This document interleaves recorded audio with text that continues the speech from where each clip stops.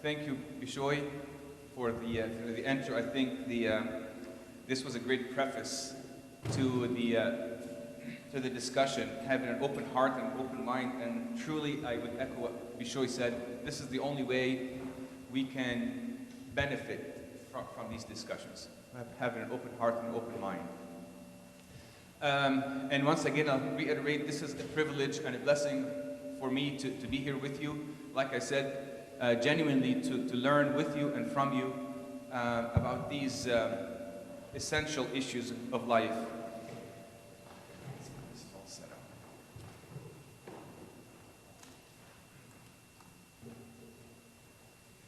Last night, we spoke, and where's Mina? Is the clicker somewhere around? Nope. Okay.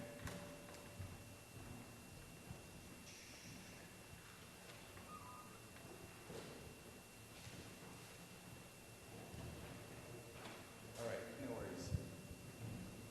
Try it. You sure? Do you know where Mina is? You told me that. Okay. Sorry if you.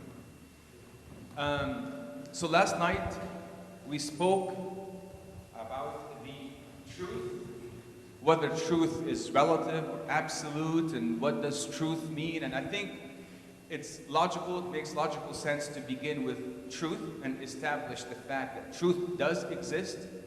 And what is it? And what's the significance of truth, the characteristics of truth. And then we'll move towards the second piece. Once we've established the existence of truth, the second piece is, does God exist? What is the truth? Does God exist or does he not? And this is going to be the theme or the topic of our discussion this morning. Does God really exist? Now, I'll ask you, when I think,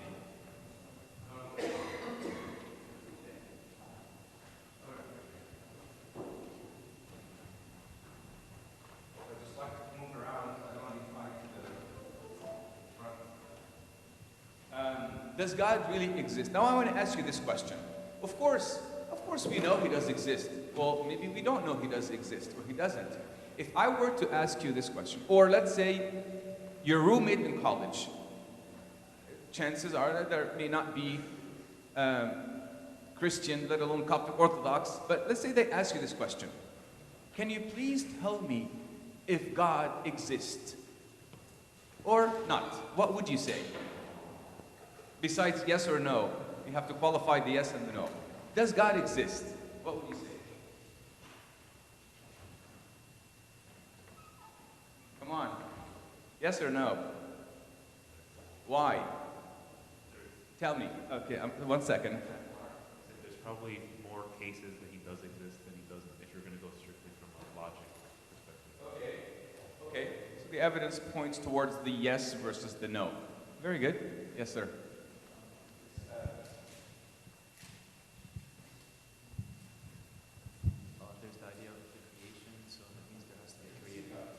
There's the idea of the creation. There always has to be leads to the Creator. Very good. Creation points to the Creator. Very good. What else? Give me additional proof. Yes, sir. Speak up. I was just going to say, he is, but we cannot contain him. Excellent point. He is, but we cannot contain him. Because what if we contain him? He would cease to be God. And who becomes God? Right. Very good. Very good. Yes? I want to answer your question with a question because I know you like to do that. I love you. I don't know how this works, but if he didn't exist, would we doubt that he existed? Would it even be a question? I love it. Very good. Very good. Did you get that? Repeat it one more time. If he didn't exist, would there be doubt that he existed? Is it even a question? Very good. One time, I love what you said. G.K. Chesterton, who was a writer and author, he wrote a book called Orthodoxy, great writer and author. G.K. Chesterton said, if God didn't exist, there would be no atheists. Okay? What else? Besides the creation, there are many arguments that are called arguments, or cases, I should say. The word argument has a bad connotation, but Many arguments for the existence of God. Give me some. The cosmological argument, the argument from the cosmos. Cosmos is the world. The cosmological argument. What other argument? Who created the world, in other words? Yes, sir. The ontological, it's a bit more philosophical. The ontological argument, or the argument, or the kalam argument. K-A-L-A-M argument. Ontological is the argument from necessity. Okay, the essence of who God is, He exists necessarily. Okay? Very good. Besides the ontological, the cosmological, any other arguments for the existence of God? Something has to do with creation? The moral. What? The moral argument. This is actually my favorite, and the one we're going to spend most time on. The moral argument. The moral argument. Yes, sir. That's it. That's what I was looking for. The argument from design, also called in academic sense the what? Teleological argument. Teleos in Greek means purpose. The argument from purpose and design. The teleological. See here, you have the cosmological. You can look these up and get some more definition or understanding on the structure of these arguments. And they're laid out in a very logical format. You've got premises, conclusions, major premise, minor premise, conclusion, and so on and so forth. So you have the cosmological, the teleological, or the argument from design, the moral argument, and the ontological argument. Any other? There are over 20 arguments for the existence of God. We're not going to, of course, exhaustively go over all 20. I just selected 4 arguments. And we'll go over the 4 that I think would be the most I personally love those 4 arguments, and these are the 4 that will resonate, I believe, the best with you all. Okay? But back to the question, does God exist? This question, Dr. Ravi Zacharias, who is a Christian philosopher and teacher and author, he said, your morality, your language, the way you treat others, your private values, how you handle money, how you handle sexuality, all of this are the entailments of whether you believe God exists or not. In other words, it's the most essential question one could ever ask. Out of that question, the answer leads to how you live your life and how you handle all of these things. A question that we must have an answer for. And it's a question that has one of 2 answers. Yes or no. There's law and philosophy called the excluded middle. In other words, you cannot say God may or may not exist. That's a logical fallacy. He either does or doesn't. It's either black or white. There's no gray. So let me ask you, what are the most important questions of life? And these are the existential, that has to do with your existence. What are the most, there are 3 or 4, let's say 3. 3 most important questions that we must ask ourselves. What are they? Where did I come from? Where did I come from? What's my purpose? What's your purpose? And the third and last is, where am I going? That's it. These are, by the way, if you haven't asked yourself these questions, I encourage you to do so. When you have some time for yourself or by yourself and you feel like being contemplative or want to reflect on life, where did I come from? Why am I here? And where am I going? You notice that it's questions of origin, where did I come from? Questions of meaning, okay. Questions of meaning, why am I here? I also added morals, how do I determine right from wrong? And then questions of destiny, where am I going? We know that life is a journey. Life is a journey. In this journey, there is the past, the present, and the future. And that's what life is all about. Where I came from is the past. I should say this, the past, okay? And why am I here? Present. Where am I going? Future. Okay, that's why I started this way. Okay? Where am I going? So past, present, future. Let's say questions of origin. Where did we all come from? But for purposes of this discussion, I'm not going to discuss specifically humanity or biologically where we came from, but I'm going to discuss this from a cosmological perspective. Where did the world come from? Where did the world come from? What do you think? There are only 4 possible explanations. Can you give me some? God created. Okay, that's a very good one. What other explanations people may come up with or answers? What is it? Say that again. Oh, the Big Bang. Okay. Okay, so Big Bang. What else? The world came. If you speak to an atheist or an unbeliever and you ask them this question, why is there something rather than nothing? Where did the universe come from? Very good. That's a very good question. I mean, good answer, because that's what they usually say. It self-exists. It made itself. It made itself. And then the other thing they always say is that it has always been there. It's eternal. It has always existed.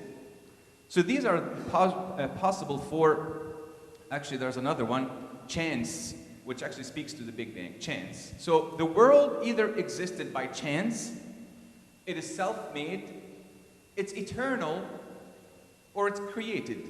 These are the 4 possible answers for this question. It either came from nothing, chance, self-made, eternal, or created. Some others, depending on if you speak to Buddhist gurus or monks, they say the world is a what? Eastern mystics, the world is a what? An illusion. That's what they would say. But this is a very easy argument to refute, because if it's an illusion, someone must exist to experience the illusion. And if it's an illusion, then they don't exist.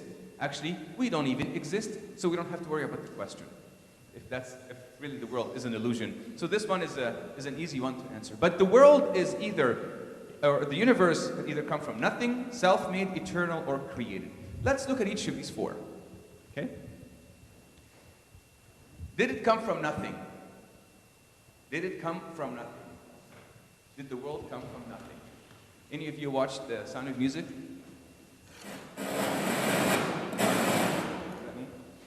Julie Andrews. What do I think? Julie Andrews said what in the movie Sound of Music? Nothing comes from nothing. Nothing ever will. Very good. That's what she said. Nothing comes from nothing. That's her song, famous song in the Sound of Music. Anyways, can anything come from nothing? Nothing comes from nothing. It's a philosophically established truth. Nothing comes from nothing. David Hume, philosopher, said, "I never asserted so absurd proposition as that anything might arise without a cause." Did it come from nothing? Stephen Hawking, any of you know Stephen Hawking? Physicist, astrophysicist, and theoretical astrophysicist and cosmologist. In his book, A Brief History of Time, he said, "In my personal opinion," and he's not a believer, by the way. He doesn't believe in the existence of God. That's what I mean by he's not a believer. He is a believer, but not in God. "In my personal opinion, the new inflationary model is now dead as a scientific theory. First of all, I will say that at the purely technical level, inflation itself does not explain how the universe arose from nothing. Inflation itself takes a very small universe and produces from it a very big universe. But inflation by itself does not explain where that very small universe came from." And that's his theory in physics. I'm going to, by the way, go over some slides and quote some subject matter experts, so bear with me. I have about 6 or 7 quotations that I would like to share with you. The reason why I'm doing this is that if I were to ask a question about cosmology or astrophysics or paleontology or anything like that, I would like to refer to the experts in the field, the subject matter experts. And these folks had invested their lifetime studying astrophysics and cosmology, and they are the experts in the subject. So let's see what the experts say about the question where the universe came from. One thing in common with all of those that I'm going to share with you, the quotations that I will have on the screen, is that they were all at one point atheists, and because of their scientific research and study, genuine, I should say, scientific research and study, they had become, all of them, at one point, believers in God. Through cosmology, astrophysics, and through their research in science, specifically the science of origin of the universe. So number one, with the exception of Stephen Hawking.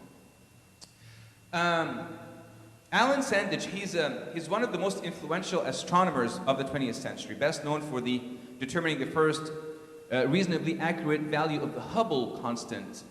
He said, "The world is too complicated in all of its parts to be due to chance alone.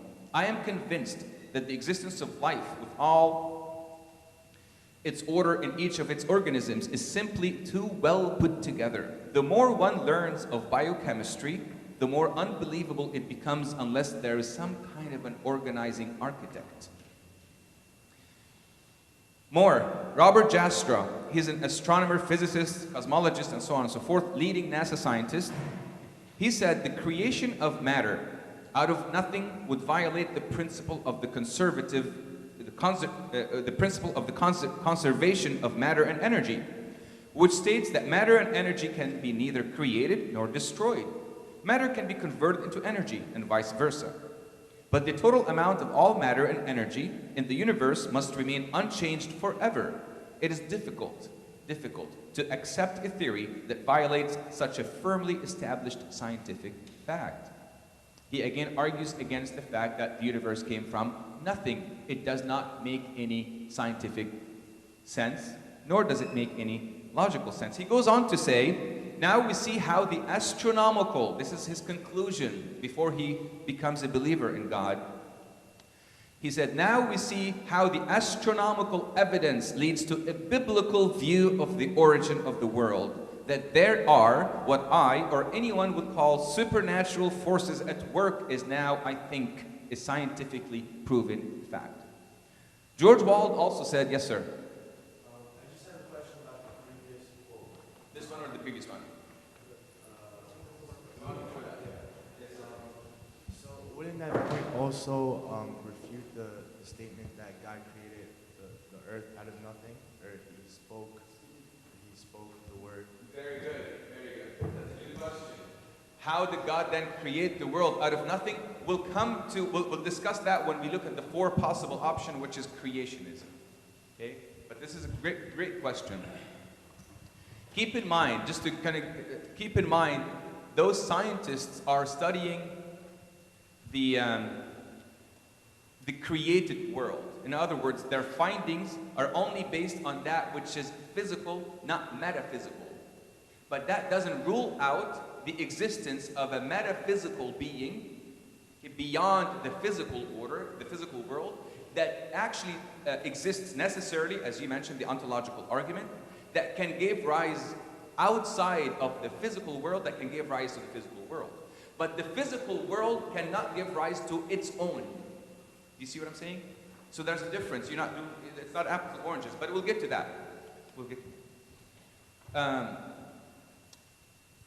George Wald, he's a Harvard professor elected to the National Academy of Science, awarded the Nobel Prize for Physiology and Medicine. He said, "The only alternative to spontaneous generation, which is the world came from nothing, is to believe in a single primary act of supernatural creation. There is no third position. Since life cannot come from non-life, the only logical conclusion is that life was created supernaturally. Life cannot come from non-life." This is the law of biogenesis. If you look that up, what is the law? It's a scientific law called the law of biogenesis, which means life cannot come from non-life. And I think Louis Pasteur is the one who pioneered this law, the law of biogenesis. Here's one of my favorites, Anthony Flew. Any of you heard of Anthony Flew? One of the most notorious atheists of the 21st century. He had a debate on, you can look it up on YouTube, Anthony Flew and William Lane Craig. If you want to invest some time in seeing a very thought-provoking debate on the existence of God, Anthony Flew is one of the most notorious atheists that you will ever meet. He has a huge following, kind of like Richard Dawkins nowadays. Anthony Flew wrote a book called "There Is No God" in the beginning of his career. Then, after years of study, he came to this conclusion: the only satisfactory explanation for the origin of such an end-directed, self-replicating life as we see on Earth is an infinitely intelligent mind. He wrote another book with the same cover as you see, "There Is No God." He just crossed "no" and put an A on top of it. And this is the actual book that you can look it up and read it. There is a God, again, based on his research and finding. He's not a Christian, but he believes that there is an intelligent mind or a God that created the world, and I think he's very close to being. So, all of these subject matter experts, scientists, have come to this conclusion that the world cannot just come from nothing. There must be something that created it. Back to your question, what's your name? Michael. Back to Michael's question. There are only two things that exist. Only two things. The material and the immaterial. You are made of these two things. You have body and soul. Okay? Soul, sometimes spirit. Okay? Sometimes we call soul spirit, but for the sake of this discussion, you're made of the material and the immaterial. Everything in this world is made of either material or immaterial. Okay? There is mind, immaterial, and there is body or matter, that's material. One of two things. Either matter is eternal, has always existed, or mind is eternal and has always existed. One of them must precede the other. But we know that one cannot produce the other. In other words, matter cannot produce mind. You see? Matter cannot produce mind. Matter cannot will to produce mind. That's why, to your question, you have to understand that it's either matter that's existing forever or mind that exists forever. But we know that matter doesn't exist forever, because we know, as we will explain in a second, or in a couple of seconds, that matter is not eternal. The world is not eternal. Then there must have been a mind, immaterial mind, that was always eternal, that willed matter to exist. What I mean to say is, when I say God willing, you know what I am implying by saying God willing? I'm implying that God is a person, because only a person wills. Buddhists, for example, believe God is a state of mind, nirvana. You'll never hear a Buddhist or a Hindu that will tell you God willing, because to them, God doesn't will. Why doesn't he will? Because he doesn't have a mind. Why doesn't he have a mind? Because he's not a person. So by the mere fact of saying God willing, you're implying that God has a mind, you're implying that God is a person, meaning that he has always existed forever. And that mind, the immaterial, because he is existing forever, produced that which is material that exists at a point in time. You see? Why is that? Because that mind is transcendent of the universe, outside of the universe. Yes, me? Why can non-matter create matter, and matter cannot create non-matter? Because for you to create, you must will to create. You must have a will to create. You see, matter doesn't have that will to create. Plus, matter cannot have that, what's called the spontaneous generation, kind of creates itself. And this is the point we're going to actually discuss. This is a great segue to this point. Is it self-made? Can matter create itself? So is God non-matter? Yes. He's non-matter, and he became matter in Christ.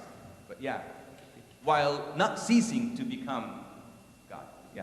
So, is it self-made? Let's look at the logical impossibility of this. This is a very quick answer to this question. Is it self-made? Can the world create itself? Let's think logically. Can the world create itself? Besides the fact that the world has to will to create itself, and the world is material, therefore it doesn't will. No, why not? Can a person live to himself? Can a person live to himself? Very good. Very good. It cannot lift itself. But tell me more. For you to create yourself, very good. Excellent. Love the way you think. Yes. For you to create yourself, you have to first be. How can you be and not be in the same time? Do you see my point? For you to create yourself, it's logically impossible to create yourself because you must first be to create yourself. You must exist prior to yourself, which means that you have to be and not be in the same time and in the same sense. It's a logical impossibility. You cannot do that. So the world cannot create itself. Let's look at the fourth option, or the third option. Is it eternal? And I'm not a scientist. I don't claim to be a scientist, but there's a lot of scientific proof. Yes. Excellent. Why is there death? But maybe that death is kind of part of this cycle of life, like they say. Huh? Decay. Tell me more. That's right. What's the law of science that says that the world is going to reach, the cosmos rather, is going to reach a state of entropy or disorder? That's it. What did you say? Very good. Excellent. What's your name? Anton. Anton is saying because of the second law, I'm going to repeat the answer. Because of the second law of thermodynamics, which is a scientific law that says that the world is going from what to what? Order to disorder. Eventually, this world is going to reach a state of entropy, which means it's going to be inhospitable to human life. We can't live in this world anymore. It's not going to be a planet that will sustain life eventually. So if it is eternal, it would have reached that point where we wouldn't be here. In other words, let me give you an example. If I am eternally walking, and at one point I know that I will reach this door of the church, but if I had been eternally walking, I would have reached that point by now. You see? If the world is eternal, then it would have reached that state of entropy by now, but it hasn't, which means that the world is not eternal. It had a beginning. Yes? Yes?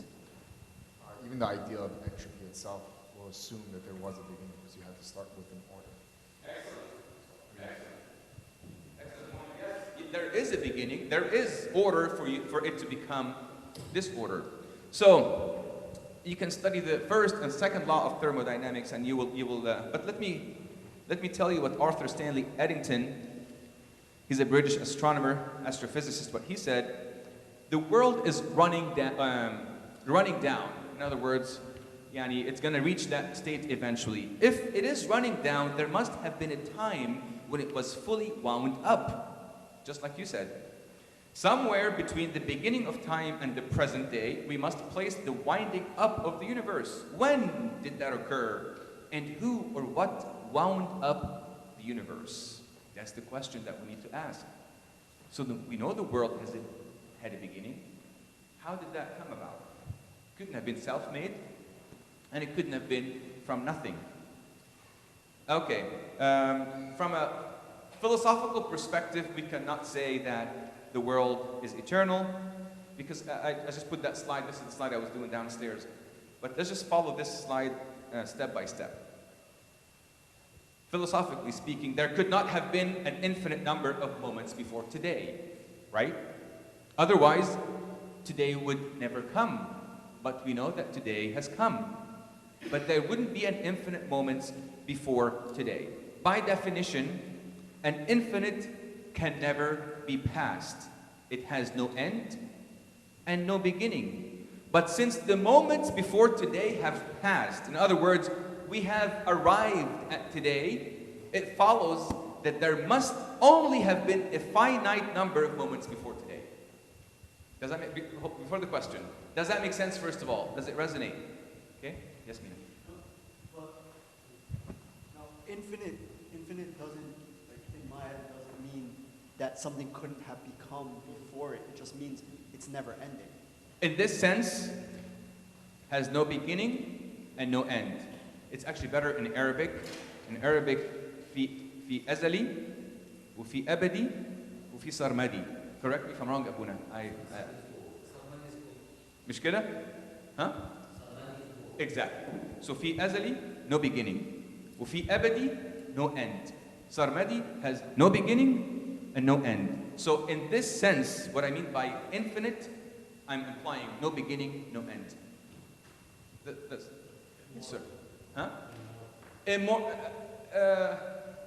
Yes, although immortal implies the no end, but I want to make sure to say that there's no beginning either. Both, exactly.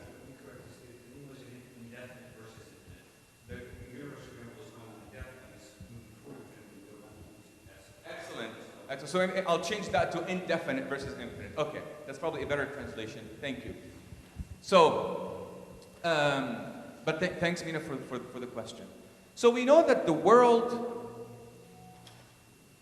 is, here you go. If the universe is not uncaused, if it is not self-caused, if it is not eternal, where did it come from? And we can say about the process of elimination, we come to the answer. The world must have been created by outside itself. Yes, ma'am.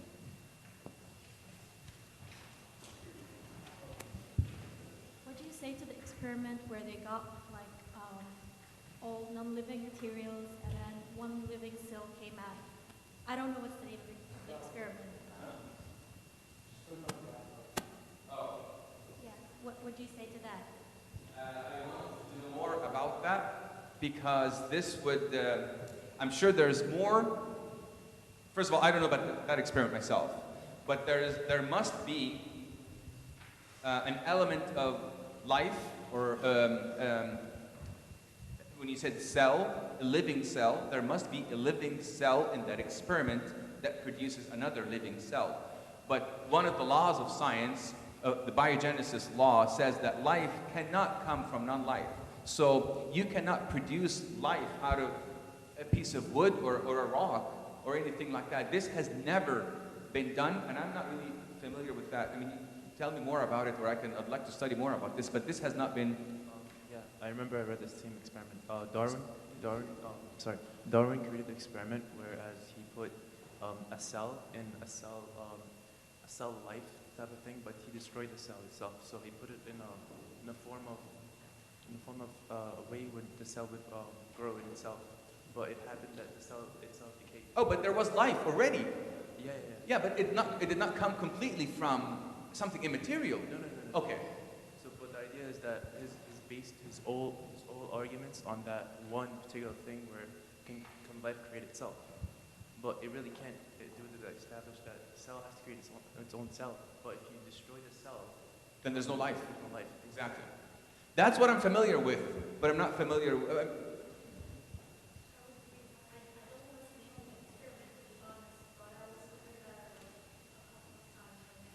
And here is my personal opinion. And I don't want to get into science because that's a whole different weekend altogether. But there's a lot of experiments and findings and conclusions in science and all that. I wouldn't be so gullible. I'm not saying you are. In believing everything that you hear or read about scientific discoveries, and I'm not saying, I'm not saying do not trust science, but I am saying I would also be very careful and discerning to see if this is really some person's opinion, Is it substantiated by observation and repeated experiments and what the pillars of science, what makes a theory, a scientific conclusive fact? So I would question, I shouldn't say I wouldn't believe everything, but I would just question, be discerning. Because there are so many non-believers or atheists that would like to validate their atheism and hide behind science. They say, you know what, hey, science did that. Well, who did that and where? And was it really validated, proven, and does it stand the test of scientific fact? So I would question these things more. And here's a scientist's perspective. I was going to say, if you give the same exact set of data to 10 different people, they could interpret it 10 different ways. And so, based on their own pre-notions. Yeah. So it's really important that you take the data and analyze it properly. And this is a scientist. Absolutely, Mark. Absolutely. And that's actually, I have a little video clip. If you look up John Lennox, very famous British scientist, he speaks about that very point. But Can you repeat this one more time? repeat what you said. If you take the same set of data points and you give it to 10 different people, they can analyze it 10 different ways. And so just because, I'm not sure what the experiment that she's talking about, which just from the way it sounds like it's not following the law of conservation of energy. It's something extra in. But I don't know how they analyze that data, but it might not be the correct analysis. Very good. So, the incorrect conclusion. So, a couple of more questions. I don't want to open the floor for science, because this could be, although this is a healthy discussion, but I want to make sure that I'm thinking that the experimental used pre-existing matter, and they took components from living cells, and then intelligent people put them together to create life. So now the intelligent people that are putting these components together to create life are saying that there wasn't an intelligent creator to begin with. Excellent. Very good. Good point. All right. So, but thank you for raising this point, because that will. I would like to research more on that. So the universe began to exist. It's the effect of the first cause. The first cause, and this is another attribute of the creator of the world. The first cause. In Arabic, anyone knows what the first cause is? العلة الأولى. Very good. العلة الأولى. Although it sounds a little better. Okay. The meaning is the same, yes.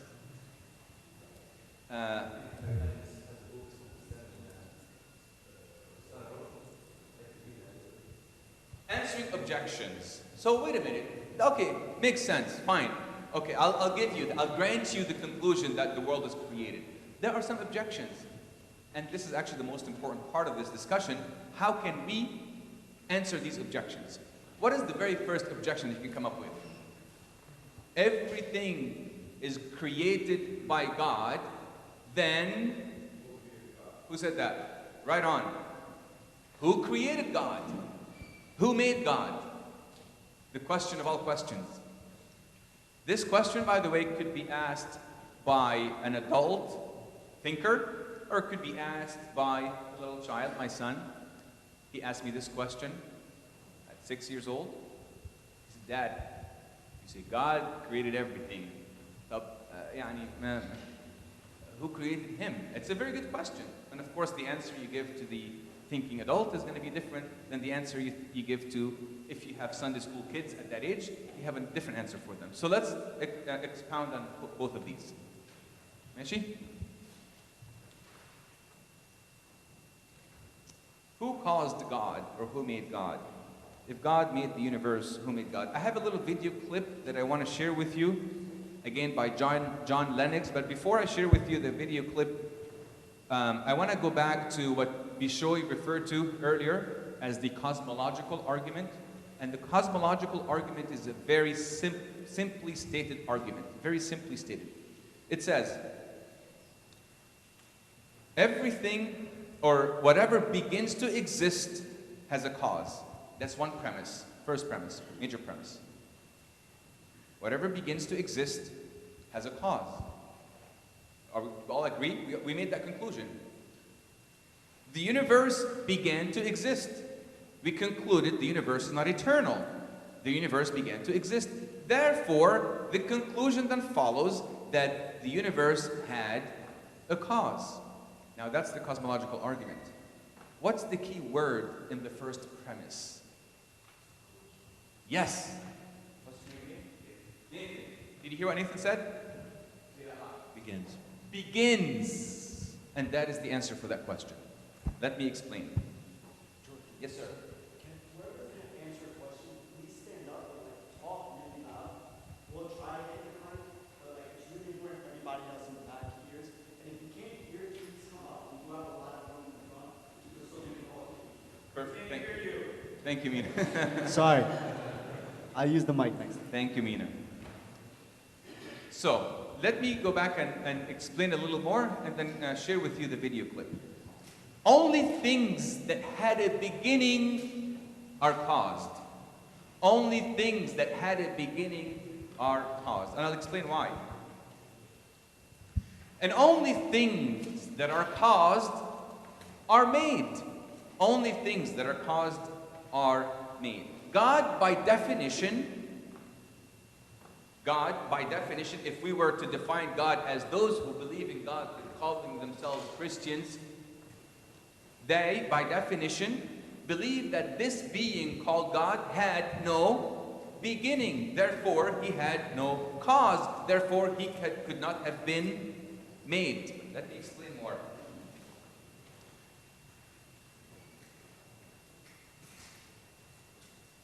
I'm not going to even reference the scriptures because I promised yesterday I'm not going to reference the scriptures, but those of you who are interested, these are some scriptural references. Why we couldn't say that God had no beginning, therefore he's uncaused, therefore he's unmade. You know why? Think about it. To say that one thing caused another thing to exist, you imply the existence of... No. Time. Time. The law of causality, which basically says cause produces an effect, causes an effect. So the cause and effect process couldn't be logically possible in the absence of time, because if there's no time, there is no cause giving effect. It's only cause. If there's a cause giving an effect or a creator producing a creation, it must have been done through time. So the law of causality, who caused God, doesn't even make sense. Who made God? The question itself self-destructs. It's as if you're asking, who's the bachelor's wife? By saying he's a bachelor, you're implying he doesn't have a wife. So when you say who caused God, you're implying that this God fits into the dimension of time, therefore he is caused. But wait a minute, the definition of God is that he is beyond time, therefore he is uncaused. Time is not co-eternal with God, or else time would also be God. So here is one sentence I want to share with you that, the creation, here you go. The creation, or the world did not begin by a creation in time, but by a creation of time. So this space-time continuum that we all live in, that we're all bound by, we as creatures, we are living in what's called space-time continuum. In other words, can you be here and there in the same time? No, you're limited by space. Can you be here now and yesterday in the same time? Of course not, because you're limited by time. You're moving from one time to the other, but you have that limitation as a creation. Imagine the creator is beyond that time. And let me explain. This could be again another discussion, but if I were to give you Here is time for us and here is time for God. For us, time goes from one line to the other, one end of the line to the other. Our time is linear. So we have a line. We have past, we have some recollection of what we did yesterday, last week, and last month. We have the past, we are living in the present, and we have a future which we don't know anything about. So we are living in a linear time. God is not a line. God is a dot. Do you see? He doesn't have past, present, and future. Time is infused into one moment where he sees past, present, future. Very difficult for us to conceptualize it because we're limited with time and we can't. How can you fathom that God knows the past and he knows the future? Because he's transcendent over time. He's uncaused. He has no beginning. He was not made. And that goes back to the ontological argument. There must have been a being who exists necessarily, واجب الوجود, necessarily existing so that he can give rise to all the other effects. Does that make sense a little bit? Maybe the video will illustrate more. Yes, yes ma'am, sorry. George, the same can apply on the universe. Like the universe itself could be God, and then those who used to worship parts of the universe like sun, fire, water may then have a point.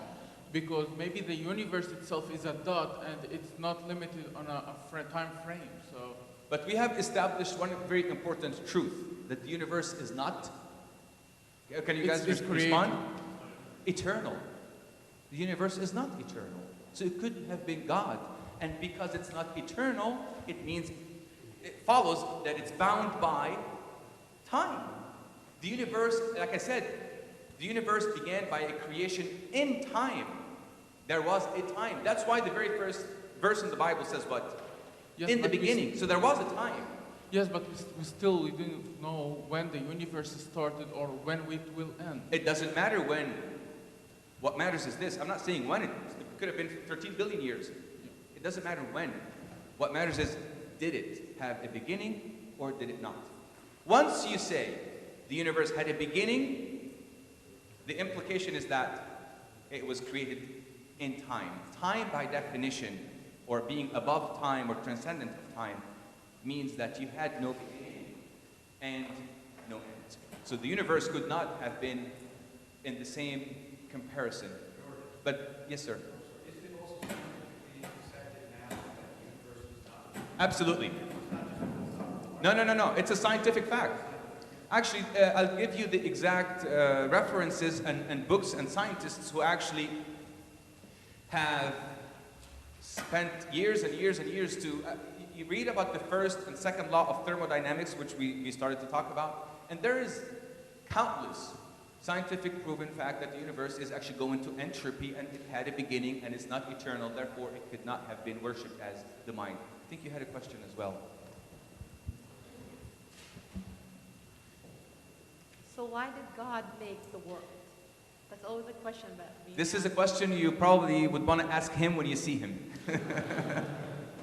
Why did God create? This is a very good question. I love those existential questions. Did you have another question or an answer to the question? Another question. Let me answer the question first and then, okay. Why did God create the world? Did you want the, there's only one angle from which I can answer this question, which is the Christian perspective. And of course, that's probably, Abuna, you would probably be best answering this question than myself. The answer I have is what the church father said, is he loves, and loves, wills to share in that love. So his driving force to create out of love. And as we say in the Gregorian liturgy, he did not need our servitude, but we needed his lordship. So, Umar. Is it another question, or is it back to her question? It's back. Okay. Loves need time. Loves it? Loves need time too, because did God love something that doesn't exist? Let me tell you something. Very good question. I'll tell you what the church fathers had said. The Trinity, the Father and the Son and the Holy Spirit. And I don't want to get into theological, this is the whole discussion. But the church father said that there was a communion of love between the Father and the Son and the Holy Spirit. The lover, the Father, loved the beloved, the Son, through the Spirit of love, the Holy Spirit. So what I'm trying to say is that there was a communion of love in the Trinity before the creation of the world. Because you could argue and say, God could not have exercised this attribute of love before the world. But that's wrong. God had exercised the attribute of love within the Trinity. And that's the explanation, the answer to your question. And you had, somebody had a question here? Yes. I have a question regarding Hold on, Ali Sultan. I have a question regarding the beginning and the end. Would the second coming count? I mean, like, Second coming. You know, the second coming, during the second coming, what about the second coming? Yeah. You're saying everything has a beginning and end in the created world. God has no beginning, He has no end. Well, what about the second coming? What kind of status of the second, are we going to be within time or outside of time? I'm saying, like, does that count? Like, wouldn't that be considered the end? Oh, would that be considered the end? When in the second coming, there will be no end for time. Okay, God created you, what's your name? Maria. God created you, Maria, with the beginning, but with no end. You share one attribute with God, is that you are immortal. Okay? You are immortal. You will live forever. But where? That's the question that, through God's grace and your response to His grace, determines. But you will live forever. In heaven, I'm assuming second coming, heaven. Is this what you imply? Well, the second coming, okay, there will be no concept of time. There will be no time in heaven. There will be no time in heaven. As a matter of fact, can I give you something? I'll share with you something. If there's forgive me, I'll switch to the liturgy for 1 second.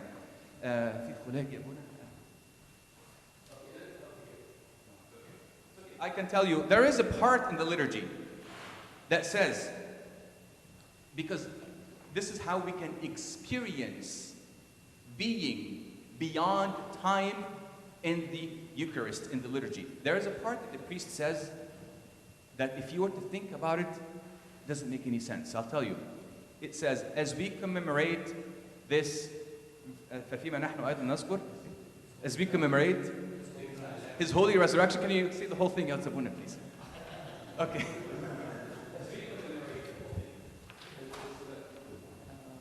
His holy passion, His resurrection, and His second coming.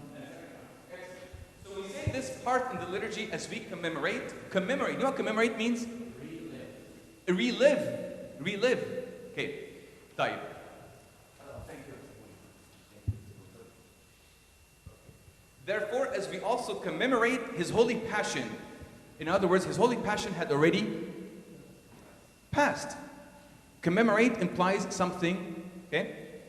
His resurrection passed from the dead. His ascension passed. His sitting at your right hand, O Father, passed.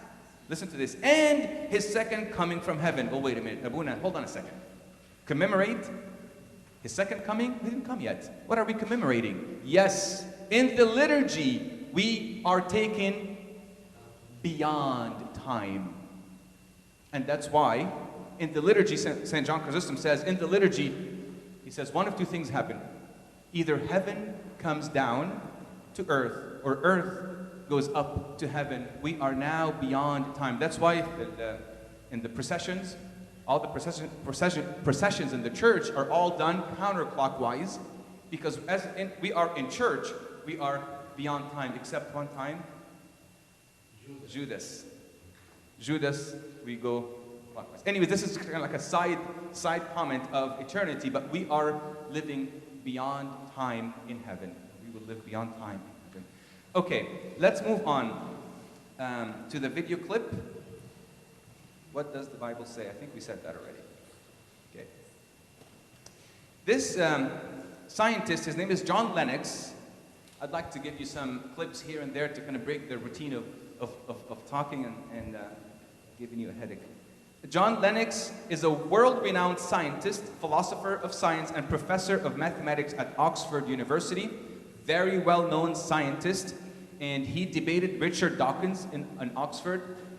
Any of you know Richard Dawkins? Yeah, one of the most renowned atheists in today's world. The creator of the New Atheism. Do you all have heard of the New Atheists? New Atheism? Look that up. Google this. Perfect, thank you. New Atheism is a whole new movement by Richard Dawkins and Sam Harris and Christopher Hitchens and all of those. Let's see what John Lennox says about the question, who made God?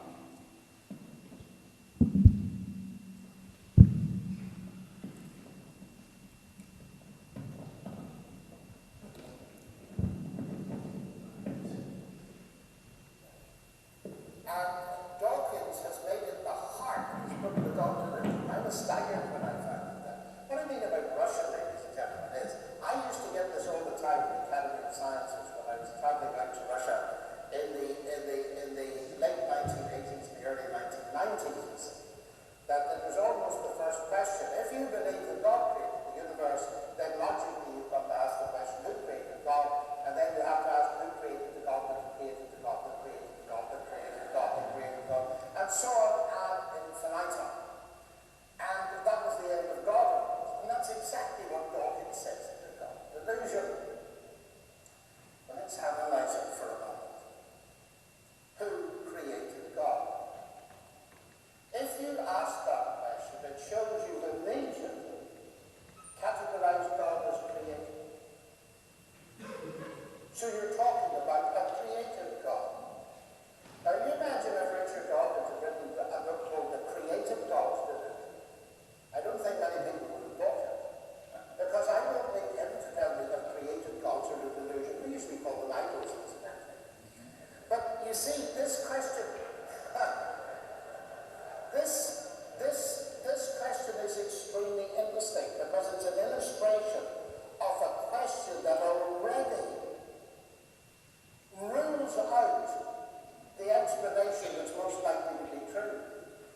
Because the Christian claim is that God wasn't created. So if God was uncreated, in the beginning was the Word, and I'm coming to your 3-in-1 now, and I'm bringing it in obliquely. In the beginning was the Word was with God, and the Word was God. He already was.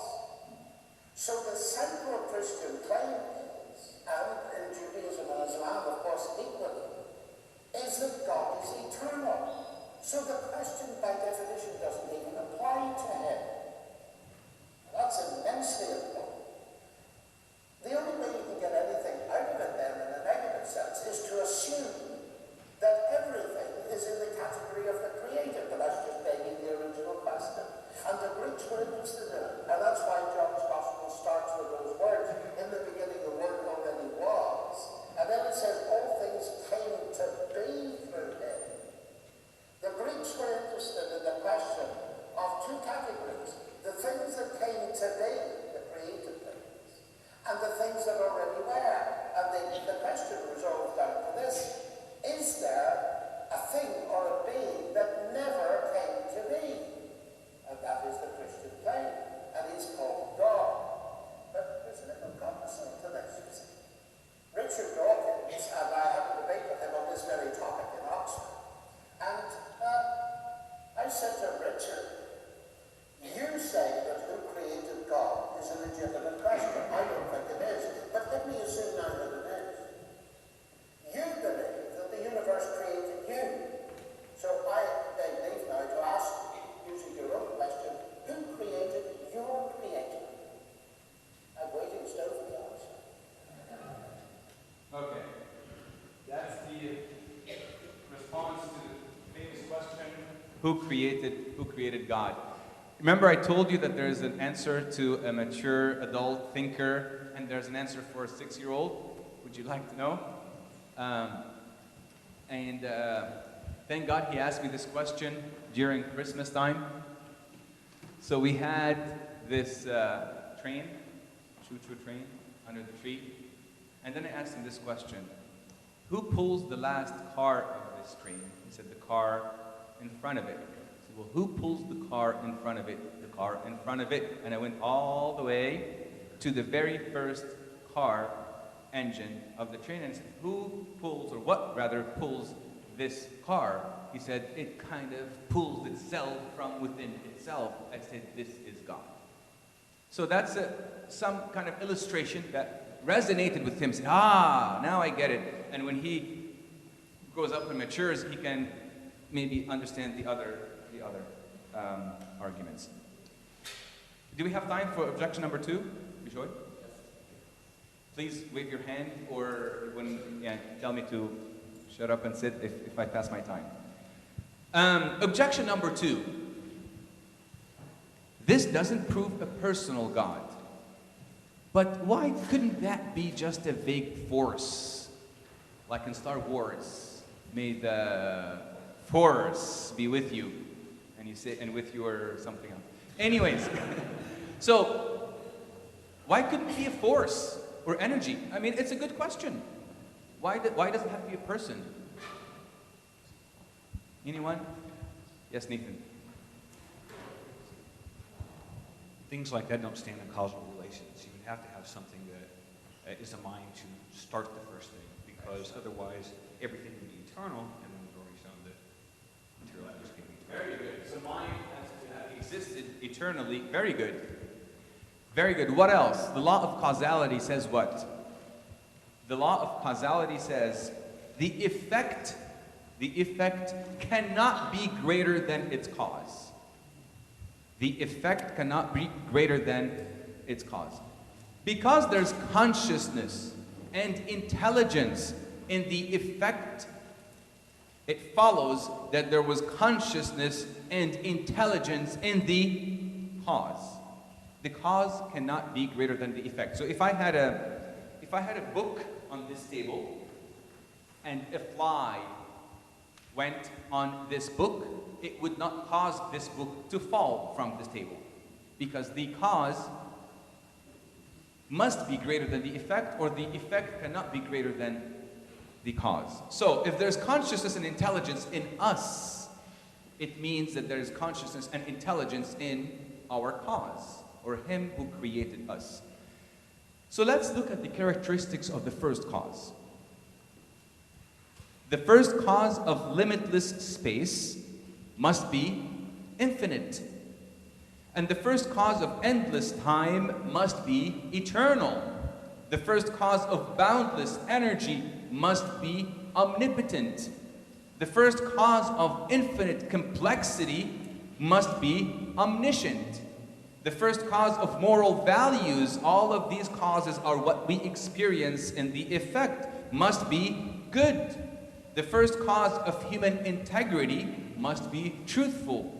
The first cause of human love must be loving. What do you see? The first cause of life must be not living, life-giving. So if you look at infinite, eternal, omnipotent, omniscient, good, truthful, life-loving, and life-giving, nothing emerges but the Lord Jesus Christ. And if you pray the reconciliation prayer of the Gregorian liturgy, you will see some of these attributes. Okay? This is what we say by the first cause, or as St. John in his gospel refers to him as the Logos. Yes, sir. Why does it have to be one God? Very good. Very good. Why couldn't it be more than one God? Because if there is more than one, then you asked a question. If this God has another God, then there must have been a God that caused them to exist. Could not have been two, because that means this God needs this God. Who created this God? Well, this God. Well, who created this God? This God.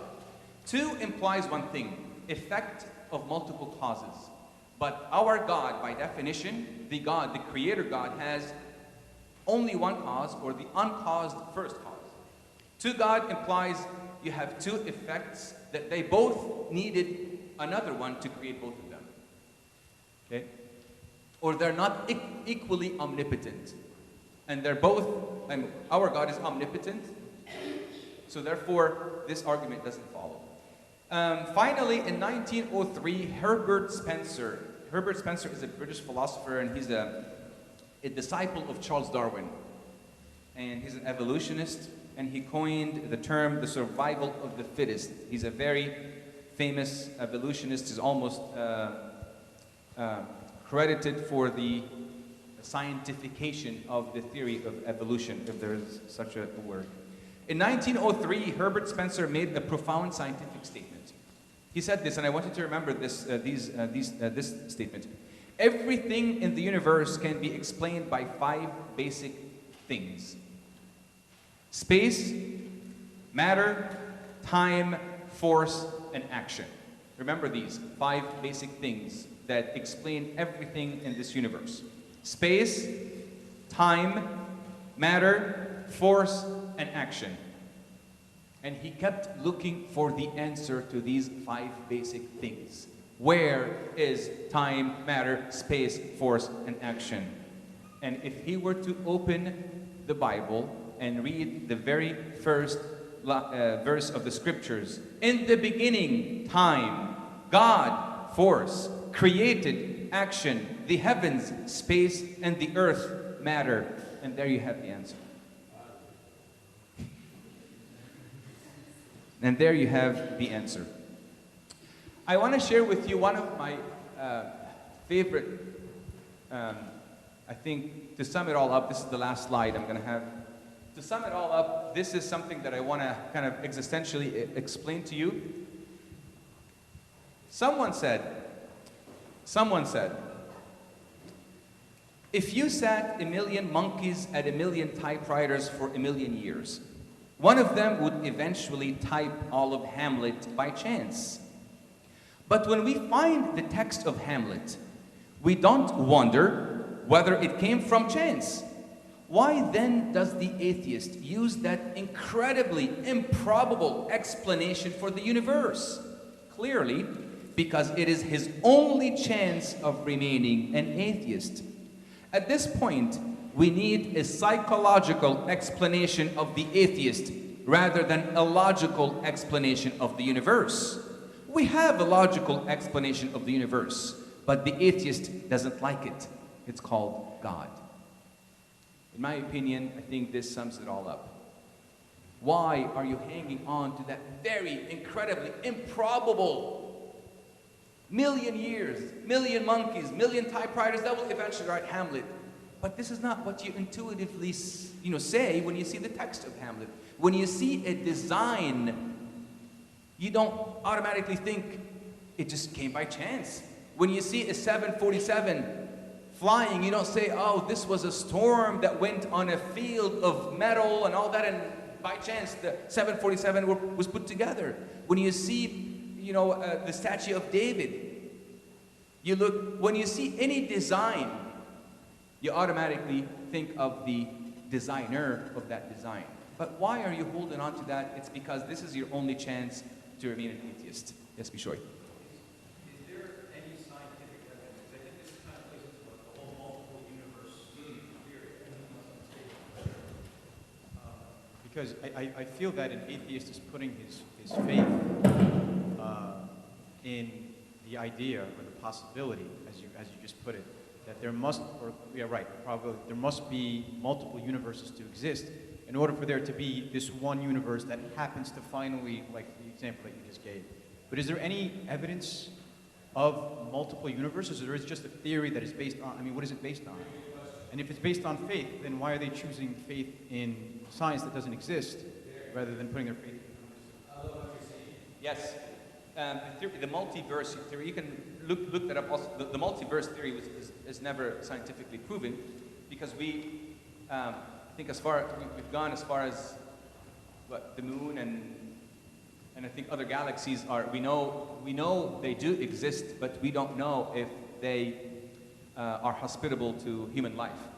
We don't know that, and this has never been proven. You can talk about aliens and all this all day long, but that's all fiction. So the multiverse is not something that is concretely proven, but I like what you said, Bishoy, is that why would the atheist have faith? Or not why would they? But he or she would have to have faith to believe that, than to believe that the world was created. And this will actually, this is a good segue to our next discussion, which will answer the question, well, what if the evidence is so vividly clear? Why do atheists reject God? And we'll discuss that later on. So that's a good segue. Any comments or questions? So we're done. I think this is it. I hope and pray this is it. Perfect. Yes. So, comments or questions? Yes, sir.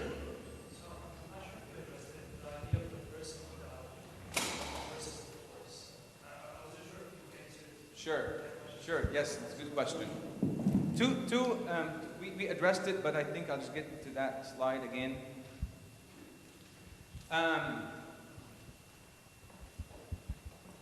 A person wills to create. A person implies mind. Mind is eternal. Matter is not. And the only things that we have are minds and matter, or a mind and matter. And we know that matter is not eternal, therefore mind is eternal. So there must have been a person that willed to create. Matter cannot will to create. Okay. There are only two things that exist. Matter or mind. Material or immaterial. Only things, these two things exist. One of them is, or has a beginning, or is not eternal, which is matter. We concluded that. And the other, mind, is immaterial and eternal.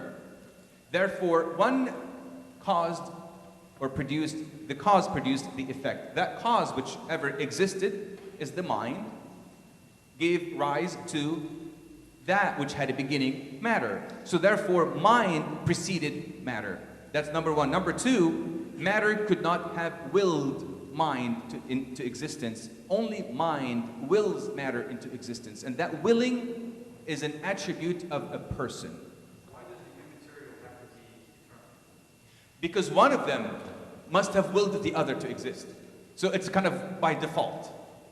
But you can't prove that, but it's by default. This is kind of the logical deduction.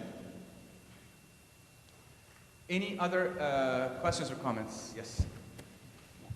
Well, you asked why atheists continue to doubt the existence of God even when the evidence confronting them is impossible to doubt.